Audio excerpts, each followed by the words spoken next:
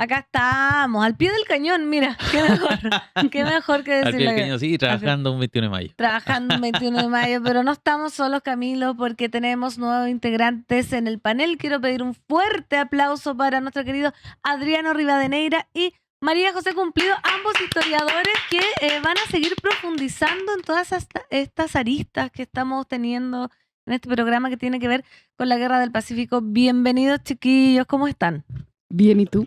Qué agrado. Qué agrado trabajar el 21 de mayo, Me encanta. imagínate. Bueno, hemos estado hablando varios temas referentes a la guerra, pero con ustedes queremos profundizar en qué estaba el mundo en esa época, porque ya hemos hablado del ejército, de las ocupaciones, de las tropas, de Arturo Prat, pero la segunda mitad del siglo XIX fue una época de profundas transformaciones científicas e intelectuales políticas también. En plena era victoriana, el liberalismo avanzaba junto a la industrialización, mientras figuras como Marx, Darwin, Nietzsche y Freud comenzaban a redefinir la manera en que el mundo entendía la sociedad. Mira, todos los que nombré yo creo que ya todos lo conocen. La ciencia también y al ser humano. Para entender cómo era el mundo en estos momentos de la Guerra del Pacífico, estamos con estos dos jóvenes que nos van a explicar el contexto y si algo tiene que ver. Para partir, ¿cómo describirían ustedes el clima político e intelectual del mundo hacia finales del siglo XIX y por qué este es un periodo tan transformador? Qué amorosa por los jóvenes. Los Sí, es que jóvenes. sí, somos jóvenes, chicos. Muy bien. Bueno, a ver, yo creo que la segunda mitad del siglo XIX en el mundo es una época de grandes avances tecnológicos, de la conformación también de los estados nacionales, en la época, por ejemplo, que se reunifica Alemania, digamos, los reinos alemanes y también Italia. Es una época donde surgen muchas variantes del liberalismo. Una de ellas, mi favorita además, el liberalismo igualitario. Se empieza a escribir mucho sobre, por ejemplo, el voto femenino a fines del siglo XIX. Y además es una época donde se empiezan a conformar proyectos nacionales de Estado muy influenciados por la segunda revolución industrial en Inglaterra, ¿verdad? Estados que crecen mucho y que necesitan materias primas. Por lo tanto, empieza con mucha fuerza los imperios, y particularmente el imperio británico, que van a llegar los tentáculos acá a Chile y que tiene mucha relación también con el tema que estamos hablando, que es la Guerra del Pacífico. Súper buen resumen. Sí, Me quedó, todo pasando en la época. El panorama súper claro. ¿Era, Adriano, crees tú, Europa todavía ahí hacia fines del siglo XIX el centro del mundo? ¿Estaban los países más importantes, las potencias más relevantes? ¿Estaba Estados Unidos empezando a rivalizarle algo o todavía no? Lo que pasa es que, a ver, si nosotros leemos la historia como un flujo, un proceso que no se detiene nunca, en esa linealidad, ya en 1848, los norteamericanos invaden México y digamos que se toman la mitad de lo que era México en ese entonces. California, Nevada, Nuevo México, Texas, eran estados mexicanos, ¿ya? Y no hace 2000 años, estamos hablando de hace bastante poco.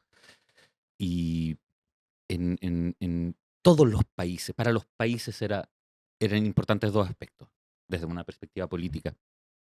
Y uno era, por supuesto, el enorme crecimiento que había traído consigo la revolución industrial. La economía norteamericana antes de la guerra civil había crecido un triple durante esos 30 años, después de esa guerra terrible que pelearon contra México.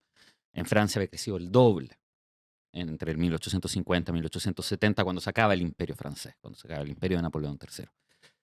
Y para estos países el centralismo, la unidad nacional era el aspecto más importante. Casi todas las guerras de esa época, que fueron muchísimas, tienen que ver con, digamos, la confirmación de la centralidad del Estado y del poder, y al mismo tiempo eran guerras identitarias, profundamente identitarias, en ese sentido eran también profundamente etnográficas, que es una palabra que ahora se usa poco. Necesita tu ayuda.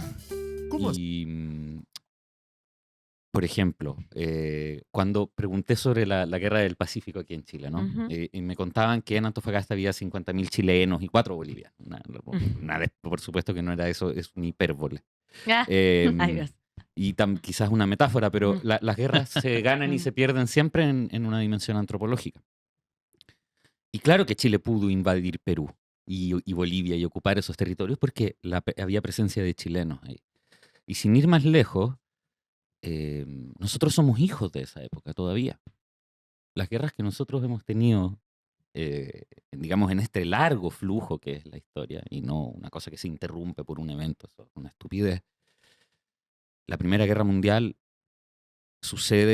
ocurre también, no solamente, pero también por el revanchismo francés de territorios que se habían perdido en 1870, en una guerra que Francia perdió contra Prusia en ese momento. Nos decía María Inés digamos, de la, más que reunificación, era la unificación bajo bandera prusiana de Alemania. ¿Ya? Los prusianos invaden Francia, ocupan París. Hay una guerra civil en Francia a raíz de esa guerra, una cosa bien terrible. Y para la paz, el que era Otto von Bismarck, que era el primer ministro de Alemania, que era el hombre más potente del mundo en ese minuto, pide 2 regiones que son Alsacia y Lorena, que son el fulcro del revanchismo francés durante la Primera Guerra Mundial. Son regiones habitadas, según los franceses, por franceses, según los alemanes, por alemanes. Y la Segunda Guerra Mundial comienza cuando Hitler invade Polonia, en rigor, y este era el relato, y el relato es más importante, por supuesto, que la Ujú. realidad, el aspecto, digamos, dialogante y simbólico, histérico, si quieren, de las cosas es más importante que los hechos. Y hoy día también sigue vigente ese principio, veo. Danzig era un puerto alemán. Austria era un país a mayoría alemana, según los alemanes. Y según los alemanes, Checoslovaquia era un país que tenía minorías alemanas que Alemania tenía que defender. Y sin ir más lejos, la guerra en Ucrania. La guerra en Ucrania, la operación especial, si quieren, llámenla como quieran. Los rusos Ujú. invaden Ucrania para defender las minorías rusas en Ucrania. Y esto nosotros lo llevamos desde esta época en adelante, a raíz de unos principios ultraconservadores, ¿ya? En base a los cuales los estados tienen el deber etnográfico de hacer respetar los límites y las cosas. Y la guerra civil norteamericana de 1860, pero de los 60 de 1800 también. No es por los esclavos, por supuesto, que Lincoln, que sucede la secesión de los estados del sur. Ahí hay un tema que tiene que ver con el centralismo del Estado, y Lincoln lo dice, este país es uno, indivisible. Y ese principio es un principio que nos acompaña hasta hoy en día. Para nosotros es terrible ver cómo cambian los mapas. Siempre nos caemos del árbol cuando vemos un mapa cambiar, ¿no? Y eso en general le sucede a los pueblos que salieron de la historia y que después la historia viene a agarrarte a cabezazos la puerta de vuelta, ¿no? Son estados, al menos los americanos por edad, son estados muy jóvenes y se está discutiendo también la idea de estado en el mundo.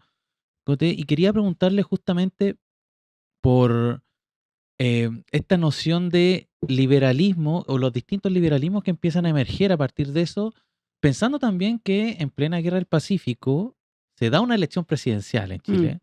Sale electo no sé si llamarlo así, corrígeme tú si es o no, porque uno empieza ahí a escarbar en la historia y puede encontrar ejemplos tal vez un poquito, pero al menos como con el nombre de presidente liberal es el primero, ¿cierto? Y ahí parte, de hecho, el periodo de los gobiernos liberales que se le llama acá en Chile. Cuéntame un poco de esas corrientes y cuáles son las que llegan a Chile también, que toman forma. Sí. A ver, yo creo que es también interesante justamente para analizar cómo estos liberalismos tienen que ver con la guerra. Es primero ver por dónde viajaron esta idea, ¿verdad? Ujú. Que son los barcos mercantes, ¿verdad? Los barcos traían los periódicos, los barcos traían a las personas, los barcos traían también las materias en donde se construye y se empieza a constituir la economía, digamos, nacional, principalmente en el nacimiento, ¿verdad?, del comercio y de una nueva migración que llega a Valparaíso y que conforma, ¿cierto?, Valparaíso. Y ahí yo creo que conviven tres liberalismos. El liberalismo clásico, el de Adam Smith, ¿verdad?, del mercado, de los capitales, que permite la entrada, digamos, de los ingleses al mercado de capitales chileno. En 1879, cuando parte la guerra, el 15% de las salitreras en Antofagasta y alrededores es un 15%, digamos, de mercado inglés. Eso va a cambiar después, ¿no? Lo que es muy interesante. A la vez está el liberalismo político, que va a ser un poco el de los presidentes y del partido laboral de esa época, que es un liberalismo positivista, principalmente anticlerical, que va a estar todo el siglo XIX disputando cuánto poder le podemos un poco quitar a la Iglesia y hacernos cargo nosotros de temas con principalmente la educación. Va a estar, bueno, la ley de cementerio, el registro civil, las clásicas leyes laicas que se dice. Pero a mí me parece que la disputa más interesante es sobre la educación, ¿verdad? Cómo le quitamos el rol de la educación a la Iglesia y lo va a tener el Estado bajo nuestros principios, ¿verdad? Y así podemos crear, ¿verdad?, a los nuevos ciudadanos liberales de esta nación.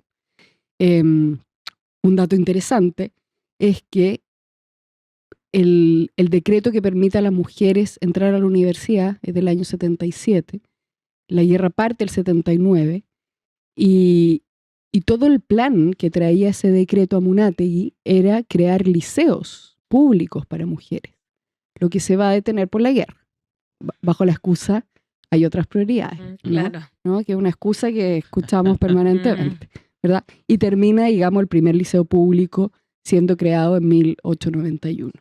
Harto más tarde. Harto más tarde, ya saben de quién es la culpa. Y un último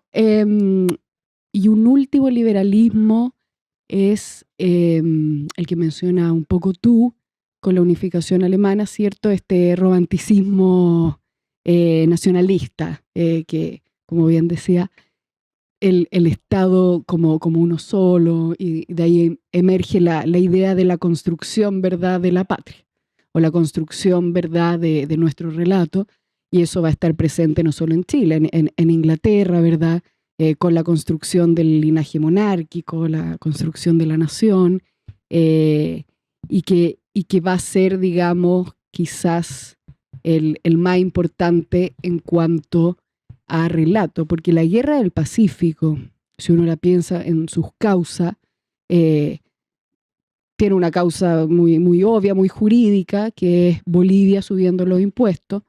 Tiene la causa económica, ¿cierto? Que es como, bueno, nos tenemos que expandir porque necesitamos más materias primas. Y cuando tú necesitas más materias primas, tienes dos opciones.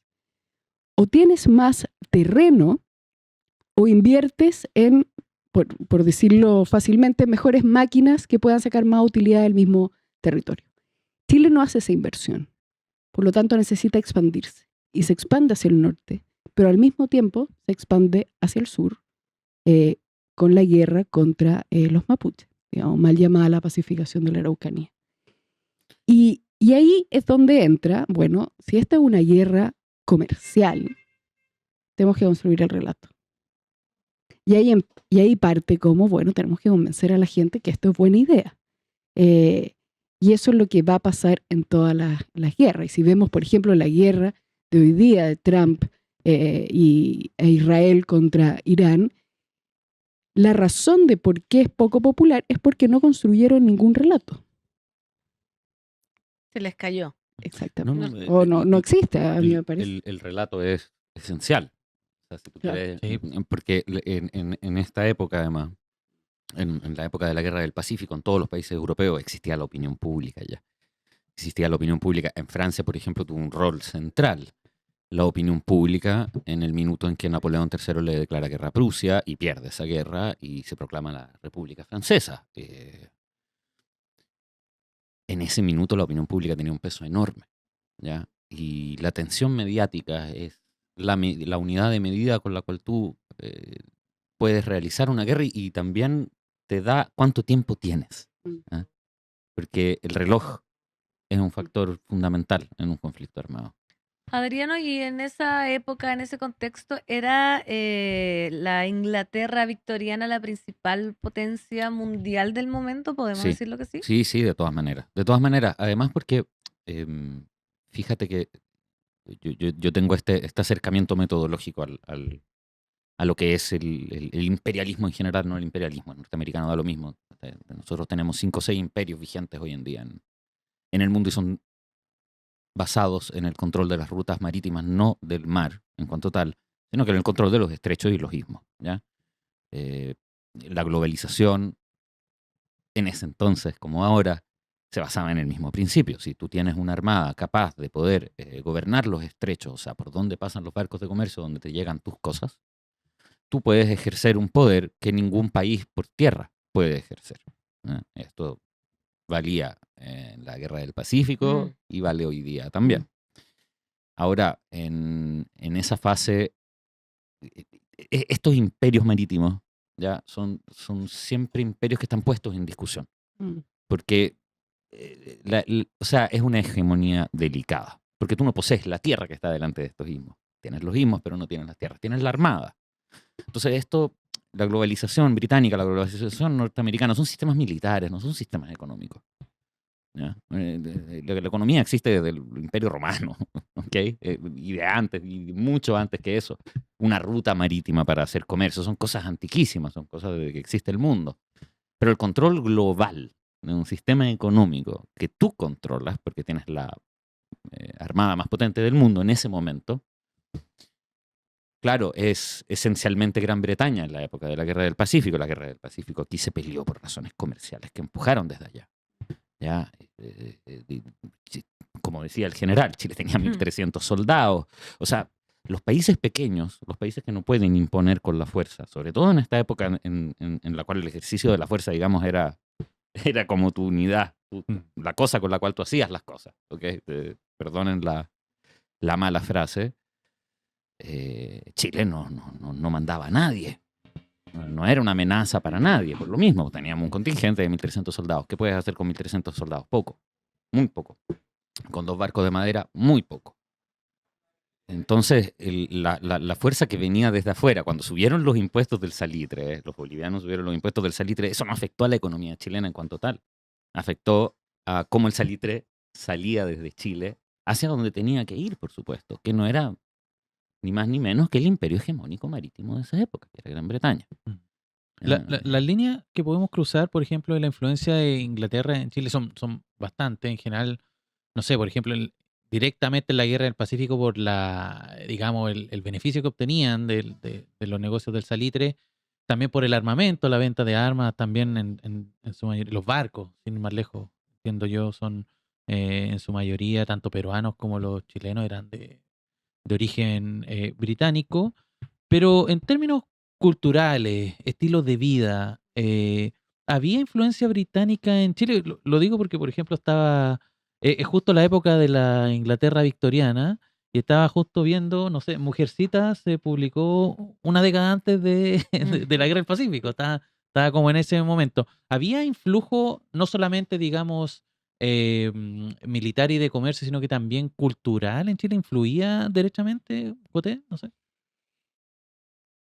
Yo diría que la élite comercial porteña era principalmente inglesa. Y los ingleses son bien cínicos, por eso son tan buenos actores. Y tenían esta manera, digamos, de entrar a la élite santiaguina, principalmente a través de matrimonio, pero siempre como con una pata afuera, ¿no? Tenían sus propios diarios en inglés, tenían sus clubes, tenían su equipo deportivo. Los clubes todavía existen, ¿no? Total.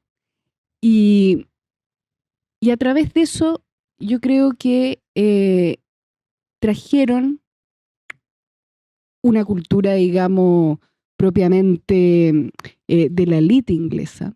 No sé si todavía popular, al menos en esa época, no estoy segura, pero a la vez tenían mucha influencia y que yo creo que es lo principal para la guerra comercial y mucha relación con el poder, con el Estado. Y ahí uno se puede preguntar, bueno, ¿Inglaterra ayudó a Chile en la guerra? Oficialmente no, pero informalmente sí. Oficialmente Israel no tiene bombas atómicas. Por ejemplo.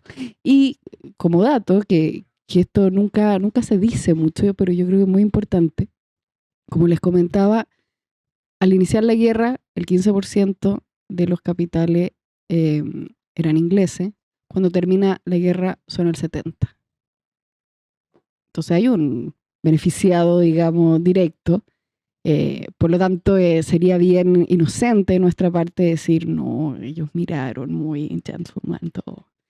Por supuesto que no. Fueron súper neutrales. No, No. no tenemos que... O sea, yo creo que no cabe, ya no da el espacio tampoco, siendo si uno observa los eventos que están ocurriendo ahora, es igual. Por eso yo te decía que somos muy, muy bisnietos de esta época.